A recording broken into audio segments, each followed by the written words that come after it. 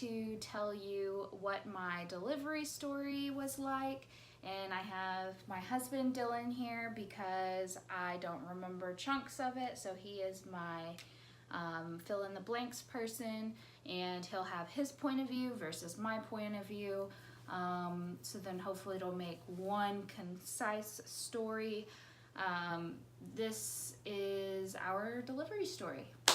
The hospital at 7 p.m. We fill out our paperwork and they get us all into the labor and delivery room. We get all undressed, all in the bed, and they do their first, not injection, their first, what's it called? Dilation? They check your dilation? No, they put in a pill, but they put in Cytotec. Oh yeah, one of those. What's that called though? Not injection, insertion. And yeah, they did put the first insertion of Cytotec, which is a little pill that they put up your hoo-ha.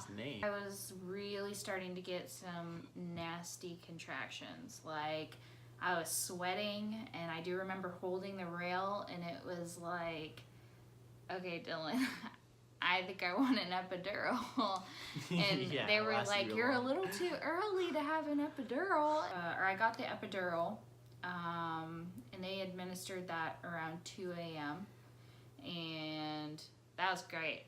And so they administered it, everything went fine. And then around 5 a.m. they decided to go ahead and administer the Pitocin. I got the Pitocin and everything, I think, was kind of progressing slowly up until like 1 p.m. and then it was like 5 centimeters, 7 centimeters, 10 centimeters. Yeah, everything was smooth. You didn't feel anything. Yeah, it was good. You were ahead of schedule when it came to dilation. Like you were progressing maybe like twice as fast as they were expecting you to. 10 in the morning, whenever they actually really started pushing Bree to be the birthing process, was they didn't actually check to see if Dawson was ready to come out. He was not in the proper position. He was sunny side up. She wasn't feeling any of her contractions. She even took a nap.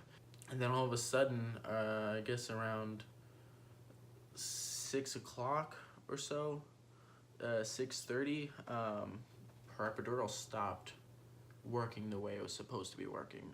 She started getting sharp lower back pains, which is where, well, mid-range back pain. Sorry, not lower, mid-range back pain. Mid to high, actually. Which was very odd. The guy that put the epidural in, that doctor was very confused, didn't understand what was going on. Like, what do you mean you have back pain? And he said, well, sometimes this does happen, and it kind of, maybe he talked about how the cord could have possibly have moved a little bit, but it would basically require to remove the current epidural and put a new one in. And so we tried to fight this pain a little bit, and it got to where it was too much, so we inserted the second epidural. They, I guess, re-pumped her full of fluids, her spine, and the spine became too pressurized because the spine has little fluid passageways where the epidural is supposed to go in and numb your nerves, and it became too pressure. Yeah, too filled. It was the pressure was too much and was actually hurting the nerves, and so it was causing pain, and so she was getting this excruciating pain about here, and then it started working her way up all the way up to her neck. My neck was the worst. Yes, and it stopped right here, which is where your spine ends. And the doctor or the guy that administered is like, what the heck's going on? What is this? I've heard of this happening like once or twice, but I've never seen it happening. When I was curving, my neck and curving my back to push, it was excruciatingly painful. I'm like, do I just want to stop pushing because my spine is in so much pain, or do I want to push more because the pain of a baby that's stuck inside me that won't come out? So I was weighing two separate pains, and so we resulted in turning the epidural on and off, on and off, on and off. And we turned off the epidural, so I didn't have to feel such bad spinal pressure, so I could at least try and push. Of course, the contraction pain becomes more there when you don't have epidural pumping through your body, but at that point the spinal pain didn't really go away, though. It did lessen. No, it didn't go away at all, because our two options was either continue with the epidural and hope that it eventually works, but wasn't likely that that was going to happen, or we can stop because they can't pull the fluid out of her spine. And to release this pressure, basically the only thing you can do is just let it dissipate on its own. And the epidural is supposed to work for a certain amount of time, even if it's not currently in. So we pulled the epidural out, hoping that we can try to get this baby out before the pain starts going down into her abdominal area and pelvis area. And which was around that time was when we found out that Dawson was sunny side up, and they went in there and tried to turn him, wasn't working. Try to pull him out with a plunger, vacuum type. Vacuum. Yeah. It's like a manual suction cup, and it was pretty gross.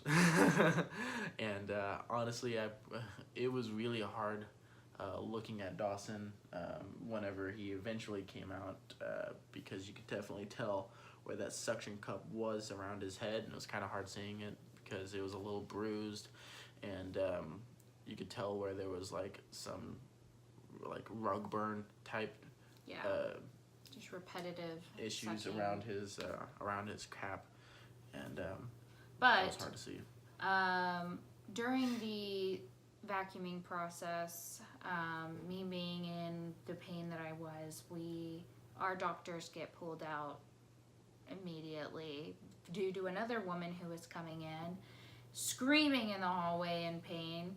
So they said, sorry, deuce, we gotta go. And so we were just left in the room while I'm in labor, and they're like, this chick's about to blow, so we gotta go get her. We'll be back, just don't have a kid. Then they come back, they continue, and they stop again. And they say, all right, so you've done 3 rounds of pushing over a couple hours of time. He is not coming down. They tried everything, and he is just not coming down. They said, we're gonna have to do a C-section. Yeah, we didn't want to do a C-section. We wanted to push him out, and that was the option they gave us, to just keep pushing until it happens eventually, or to do the C-section. And so we decided to do one more round of pushing. And by this time, it had to have been maybe an hour and a half after the epidural had been pulled out, and so she's starting to feel some of this pain, and she's having issues breathing because the pain is so much, and so she's hyperventilating. Her oxygen levels are reaching a dangerous point for Dawson, and and for my wife. And so they pulled the plug and said, nope, we can't endanger Dawson, and so went into an emergency C-section procedures, and that's when they take Bree away, and they left me in the room by myself, and they go, don't worry, we won't forget about you.